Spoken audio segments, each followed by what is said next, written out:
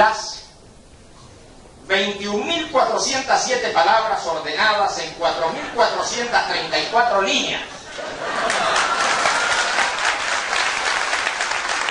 que plasma el pensamiento de esta obra son pocas palabras y pocas líneas. Esa escasez material suelta, a nuestro parecer, las alas de una reflexión pausada.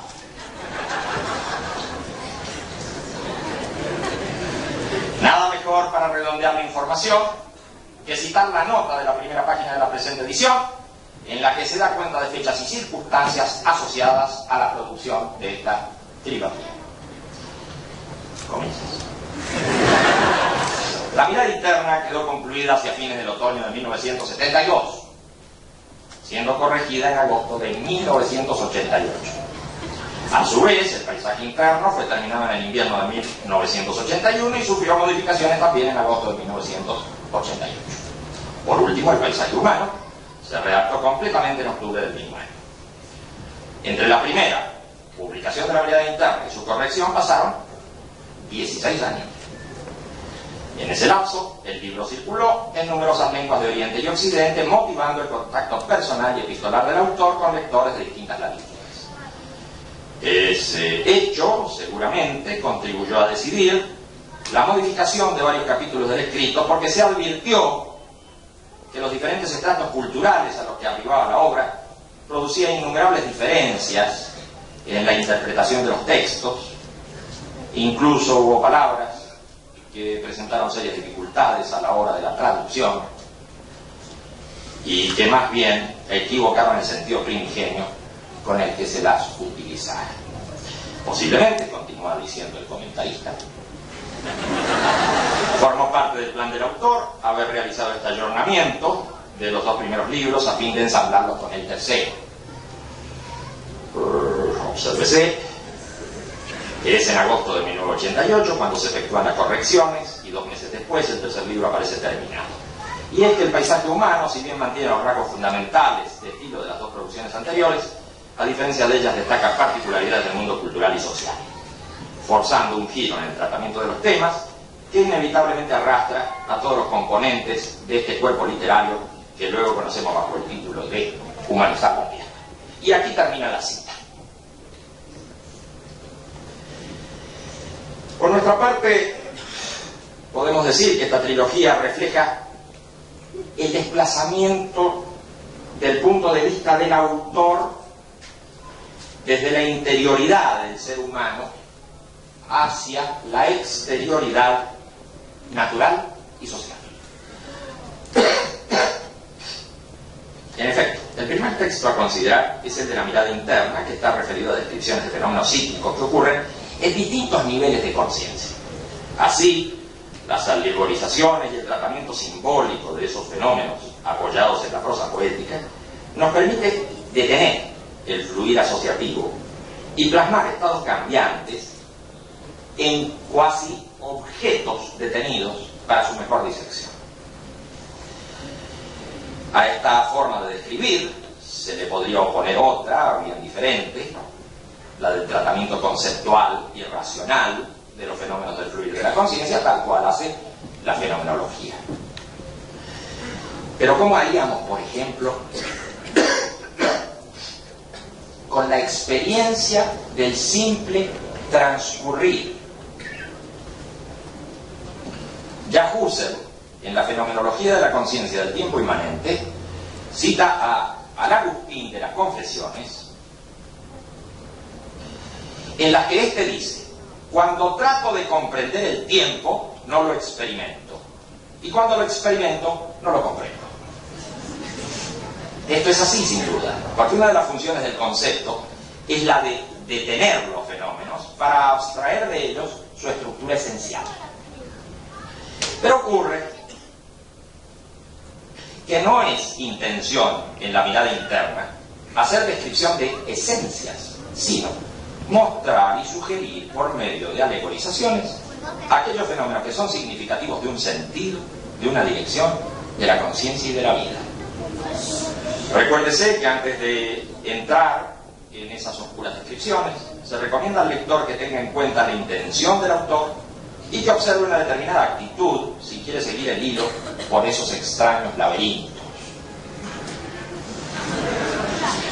Pero si se quisiera explicar de qué trata finalmente este libro, podría decirse que trata acerca del sentido de la vida, que su tópico principal es el estado de contradicción, y que tal estado se corresponde con el registro de sufrimiento, que la superación del sufrimiento mental es posible en la medida en que se oriente la propia vida en la acción no contradictoria, que tal acción no contradictoria trasciende lo personal y se dirige al mundo de los otros. En resumidas cuentas, la mirada interna habla de la superación del sufrimiento mental por la acción lanzada hacia el mundo social, siempre que esa acción sea registrada como unitiva, como no contradictoria.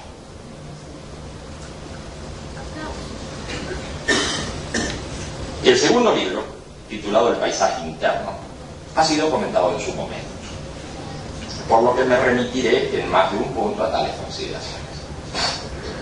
Poco debe agregarse aquí respecto del sistema de alegorización apoyado en la prosa poética que se continúa en este escrito. Lo que aparece como diferente es la temática que se va externalizando hacia el mundo de los valores culturales y con referencias cada vez más decididas hacia el campo de lo social. En los comienzos del libro se lee: salta por encima de tu sufrimiento y no crecerá el abismo, sino la vida que hay en ti. No hay pasión, ni idea, ni acto humano que se desentienda del abismo. Por tanto, tratemos lo único que merece ser tratado: el abismo y aquello que lo sobrepasa. Este planteamiento aparentemente dualista pone en evidencia las preocupaciones fundamentales sobre el crecimiento de la vida y la aniquilación de la vida. La aniquilación parece tomar una cierta sustancialidad al designarla como abismo. Pero no se trata sino de una licencia poética en la que la sola mención de nihilización del ser o tachadura del ser, como propondría Heidegger, provocaría una fractura de estilo irreparable. No estamos pues hablando de abismo en términos de sustancia, sino de anonadamiento u oscurecimiento de la existencia humana. Queda en claro que el primer efecto dualista desaparece al comprender el concepto de abismo como no ser, como no vida y no como entidad en sí. Se escogió el concepto de abismo por las implicancias psicológicas que tiene y porque suscita registros del tipo del vértigo, asociados a una contradictoria sensación de atracción y rechazo. Esa atracción de la nada que vence en el suicidio o en la embriagadora furia destructiva y que motiva el nihilismo de un individuo, de un grupo o de una civilización. Así es que aquí no se está tratando la angustia o la náusea como una pasiva desintegración del sentido, sino el vértigo y la atracción nihilista, deus inversus de la vida, que disputa con esta su reconocimiento.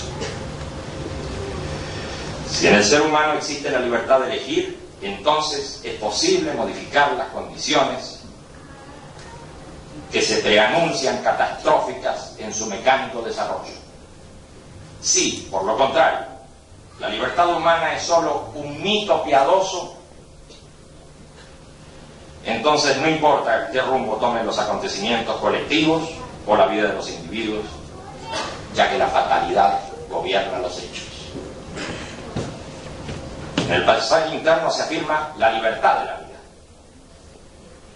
Es más, se dice que su sentido es por esencia libertad, y que esta libertad rechaza el absurdo y la noción de lo dado, aun cuando lo dado sea la misma naturaleza. Y esta decisión de ampliar la libertad no queda limitada al individuo, ya que éste no tiene naturaleza, sino que al darse en un proceso histórico responsabiliza al individuo con el conjunto humano. El mundo objetal puede ser modificado y transformado por el hombre, pero en tanto él mismo no se considere en devenir y transformación, sus objetivos serán portadores de su falta de sentido y nihilización del mundo. Por todo lo anterior, en el capítulo 7 se dice: nombrador de mil nombres, hacedor de sentido, transformador del mundo. Tus padres y los padres de tus padres se continúan en ti. No eres un bólido que cae, sino una brillante saeta que vuela hacia los cielos. Eres el sentido del mundo, y cuando aclaras tu sentido, iluminas la tierra. Cuando pierdes tu sentido, la tierra se oscurece y el abismo se abre. Te diré cuál es el sentido de tu vida aquí: humanizar la tierra. ¿Qué es humanizar la tierra? Es superar el dolor y el sufrimiento. Es aprender sin límite. Es amar la realidad que construyes. No cumplirás con tu misión si no pones tus esfuerzos en vencer el dolor y el sufrimiento en aquellos que te rodean. Y si logras que ellos a su vez emprendan la tarea de humanizar el mundo, se abrirá su destino hacia una vida nueva.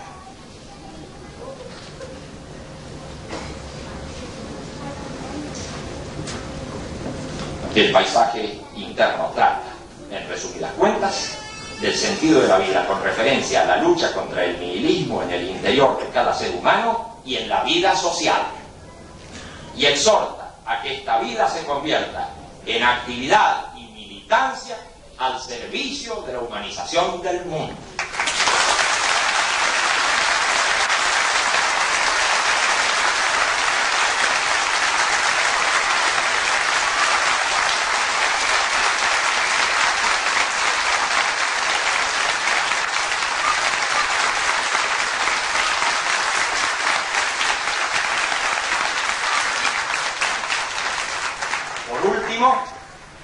El tercer libro, titulado El paisaje humano, está dedicado en sus primeros capítulos a esclarecer los significados de paisaje y de mirada que se refiere a ese paisaje, cuestionando la forma de mirar el mundo y de apreciar los valores establecidos. Hay en este trabajo una revisión sobre el significado del propio cuerpo y sobre el cuerpo de los otros, sobre la subjetividad y sobre el curioso fenómeno de apropiación de la subjetividad del otro.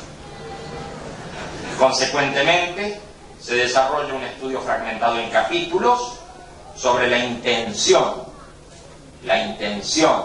en la educación, en el relato que se hace de la historia, en las ideologías, en la violencia, en la ley, en el Estado y en la religión. Este no es un libro, como se ha dicho, simplemente contestatario, porque propone nuevos modelos respecto a cada tema que critica. El paisaje humano trata de fundamentar la acción en el mundo, reorientando significados e interpretaciones sobre valores e instituciones que parecían definitivamente aceptadas. Luego de haber mostrado el método usado para tratar distintos temas, el libro se cierra con las palabras que usaremos para cerrar también esta disertación.